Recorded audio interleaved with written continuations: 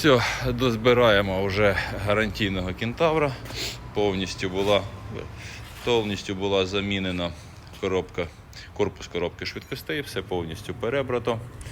Андрій все зробив, перевірив, вчора якраз завели, перевірили, все крутиться, нічого, немає ніяких шумів, нічого не робить поганого, так що працює коробочка гарно.